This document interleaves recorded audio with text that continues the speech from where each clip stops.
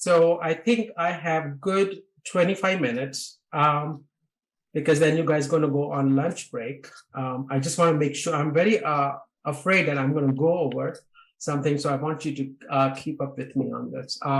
So we're going to move to some of these cases, and then I can finish some of them in the later in the end of the day. So this is I'm going to share some of these cases, and I'm going to go back and forth between head and neck, thyroid, and even sorry moment, I even have one lung case that gave me a lot of problems. So I'm going to share this. So so this is actually something which basically I learned a lot from this case. This was very important case, and we are seeing these a lot now since we know these entities exist. Not too many curveballs with this case, but I think this is a good learning case. So this is a 50-year-old euthyroid man, so that he does not have any hyper or hypothyroidism with a slowly growing left neck mass. So this is definitely lateral. And initial ultrasound was done of the mass, and the mass was a spongy form. So it looked like a sponge. It has a similar echogenicity to the thyroid gland, which was 1.8 centimeter. The thyroid had multiple nodules in it, and it had a solid and cystic appearance. So it was a multinodular gland. So this was basically looked like a benign thyroid gland. And then this lateral neck mass would just look exactly like the thyroid. So this is the ultrasound on this. And as you can see here, let me just pull up my laser pointer. You can see this is the mass, which is lateral to the internal jugular, which is here, the internal jugular, which can actually gets flattened because you're pressing it with the ultrasound probe. And this mass is really kind of has this spongy form appearance. There's not much else going on. There's no calcifications in this. And this is actually a beautiful way of looking at this. There's a solid and cystic areas. And there's something similar, as you can see here, in the thyroid gland here also. So this mass exactly has the same echogenicity as the physical characteristic as the something in the thyroid. So the thing was that this most likely represents ectopic thyroid tissue. Now there are a lot of problems with this, because that I am personally from the school of thought that you do not get ectopic thyroid tissue in the lateral neck. When you get ectopic thyroid tissue, it's mostly in the midline, and it's actually in the superior mediastinal area, but not in the lateral.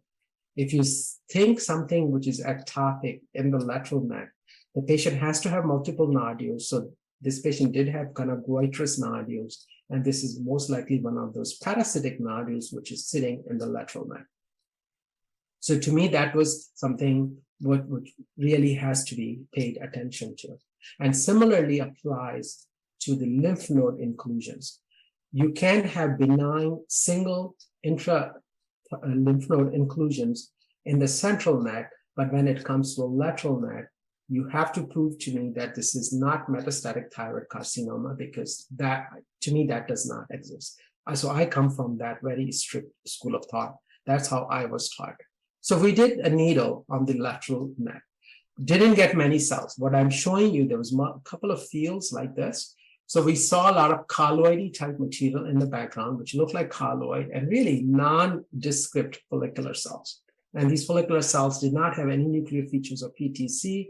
They were not enlarged, even if you compared them to the surrounding red blood cells. So we said this is colloid, descriptive. We did not apply Bethesda system for this, and we said this is follicular cells with really no nuclear features of papillary carcinoma, and this is how we signed it out. And this mass was 1.8 centimeters, so this is kind of a sizable mass. So as we always sit down, we present these cases, and the endocrinologist, who's a wonderful endocrinologist, Dr. Susan Mandel, who's really has been on these guidelines. It was her case. So we were sitting in the multidisciplinary meeting, and then the radiology and endocrine insisted that this is an ectopic thyroid tissue. And the way I was describing this, I was still keeping in mind that this could be a metastatic disease to the lymph node. And why is that? because you can have papillary thyroid carcinoma maps to the lymph node, and most of the time they will show nuclear features of papillary thyroid carcinoma.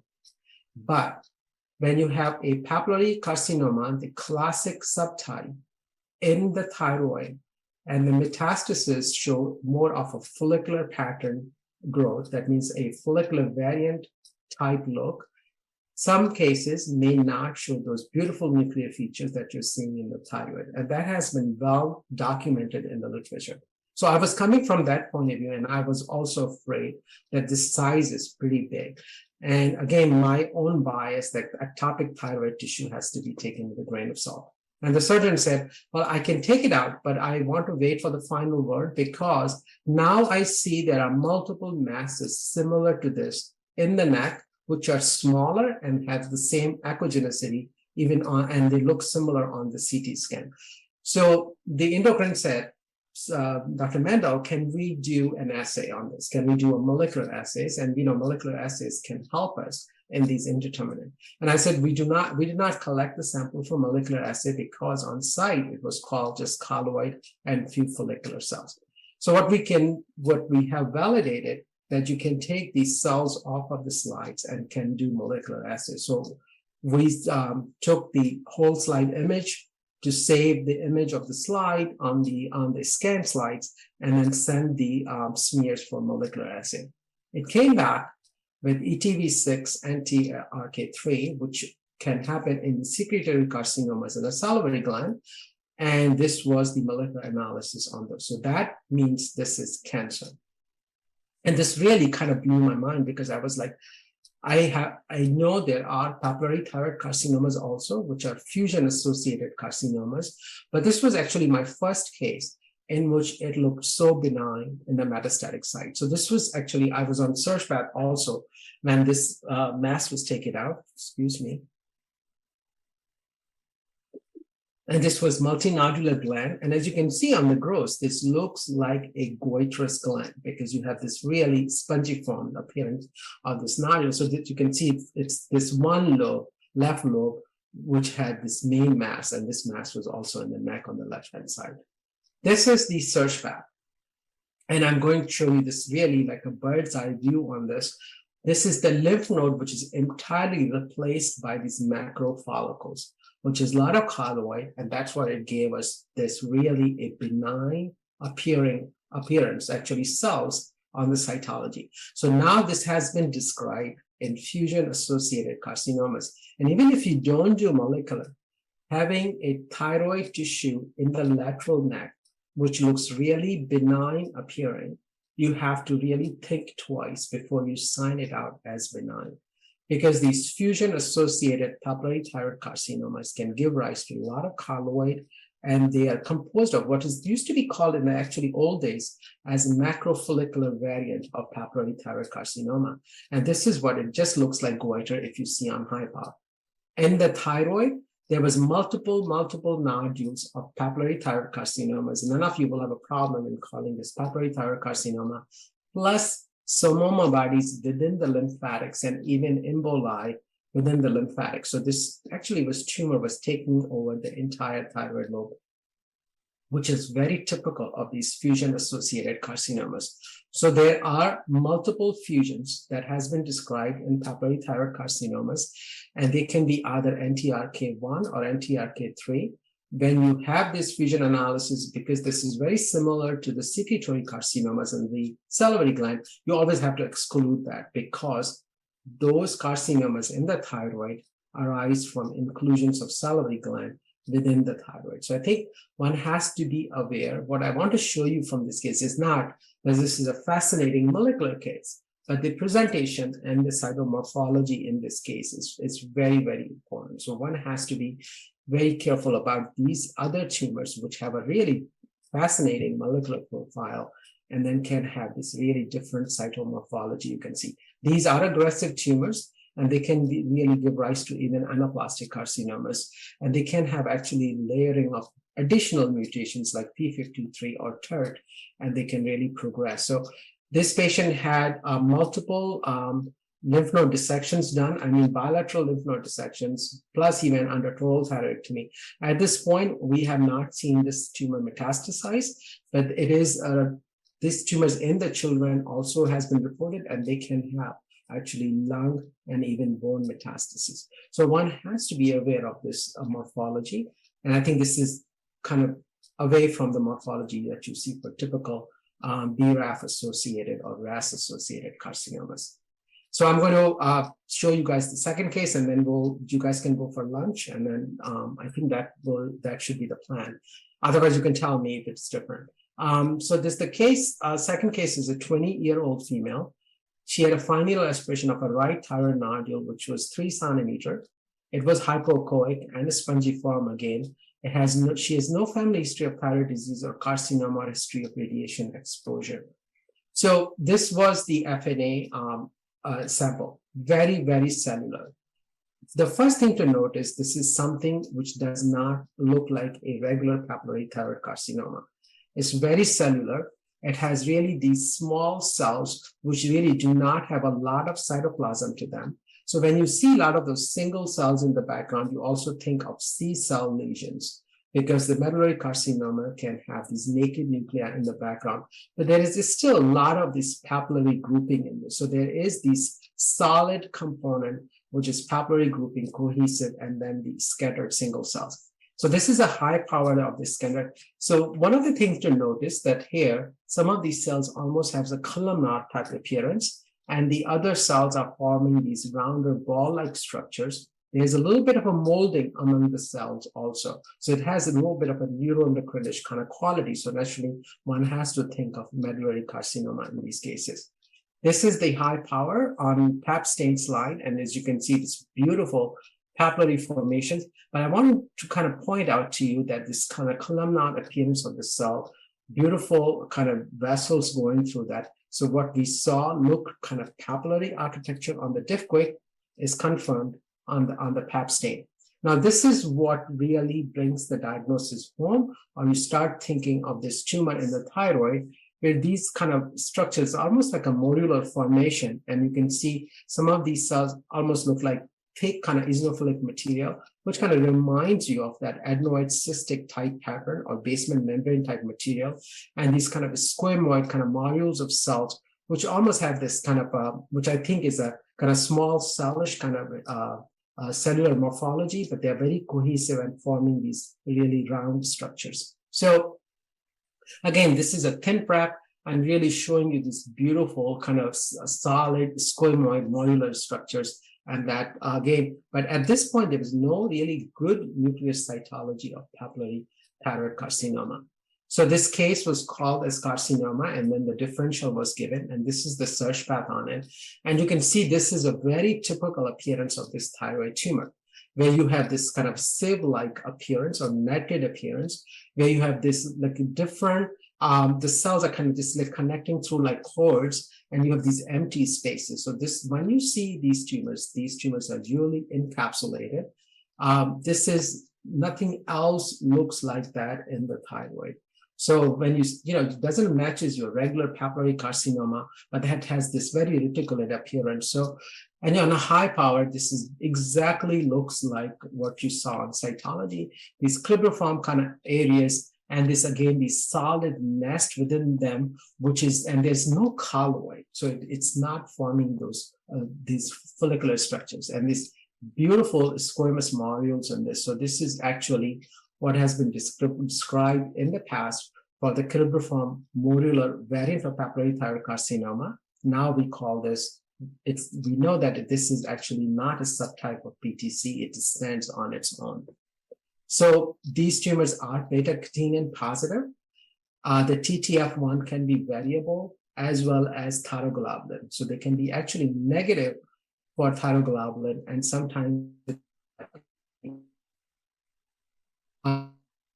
most likely the edges, which can be TTF1 positive or only the model. So it can have a very different immunohistochemical profile as you see in other follicular dried tumors. So this was the diagnosis, and you can see there's a very good differential for this because we are seeing the columnar appearance of cells, you have to think about the columnar cell carcinoma, which really does not have typical nuclei of papillary carcinoma because it has a hyalinized look, hyalinizing trabecular adenoma or neoplasm now, and definitely metastatic thyroid carcinoma. So in the new WHO, these tumors are described under tumors of uncertain histogenesis because we finally decided that this tumor is most likely not coming from the follicular cells, but coming from the thymic remnants within the thyroid. So there are two tumors in this category, which is sclerosing mucoepidermoid carcinoma with eosinophilia and cribriform modular thyroid carcinoma. Long names, but this is the one. The interesting thing about this tumor is that some of these can be familial and they are associated with the FAP. So these patients can have familial adenomatous polyposis, which has actually been shown in these tumors that these are associated tumors. And some of even these sporadic tumors can have mutations within the tumor, not in the germline. So the sporadic tumors are more common in men and their older age, where the FAP-associated tumors are in females. I saw a case of a thyroid that was sent to me from Nigeria, and this patient had a diagnosis of, the family wanted to confirm that this is papillary thyroid carcinoma or not, because she was 14 years old. When I saw the thyroid tumors, definitely it was this cribriform modular carcinoma. But in the background, in the lymphatics, which was missed, there was metastatic colonic adenocarcinoma. The patient was never diagnosed with the FAP. There has a long family history of family members dying of colon cancers. And then this patient underwent colonoscopy and stuff, and they found these multiple adenomas in her, and one of them had turned into carcinoma, which had actually, so the thyroid tumor was her initial presentation. So these tumors, FAP-associated, can be aggressive. There can, as I said, some of these tumors which are sporadic can have somatic mutations or FAC within the tumor, but not in the germline. But then you have also these germline tumors, and there's been a lot of work done on these tumors. So this was the paper which actually came out, which showed that these modules are not TTF1 positive, and most of these tumors are not positive for thyroglobulin or Pax8, as you see in the thyroid cancer. So that's why it led us to think that these tumors are actually coming from thymic remnants, because they also can stain positive for CD5, which is a thymic marker. So I think it's very important to realize that these tumors are not follicular dry tumors. They are not that common, but if you see them on cytology, that pattern that does not match your regular thyroid cancers, or even on SEARCHPath, you have to raise the possibility that is it associated with APC gene mutations. And so that's why these tumors are positive for beta-catenin. And I think that is very important. So you have to see something, this morphology, to do beta-catenin, because the papillary carcinomas can also be beta-catenin positive. So one has to really think about these tumors, and they behave in a different way. Now, the sporadic tumors do very well because they're encapsulated. They're once removed, they really do not have such a higher rate of lymph node metastasis. But this is something to think, and that's why nowadays in this new WHO classification, we have placed these tumors under the category of uncertain histogenesis and taken away the term that these are papillary thyroid carcinomas. So that is the end of second case. And I think we're going to stop here. I just want to show you the beautiful things in Philadelphia. And these are all my shots. I always, I walk every day to work, which is about a 20-minute walk and a 20-minute walk back. And I, thank God for phones, which have good cameras now. So I take these pictures, and most of these pictures that I've taken were during the COVID lockdown. And that was very hard. And, I know we have suffered a lot through these lockdowns, and I'm so glad that now we are meeting in person. I'm still meeting you virtually, and I apologize for that. Couldn't make it there, but at least Momin and Sayed is representing all of us, that we really come to realize a lot of good things in our life that are there, that Allah has given us, that we never take account for. So, and I love cats, so I have 2 cats, which are at the bottom, and you can see these really beautiful sceneries that I walked through, and I basically enjoying them more and more because you really come to learn to love what you have, and sometimes you don't take account for. So thank you so much.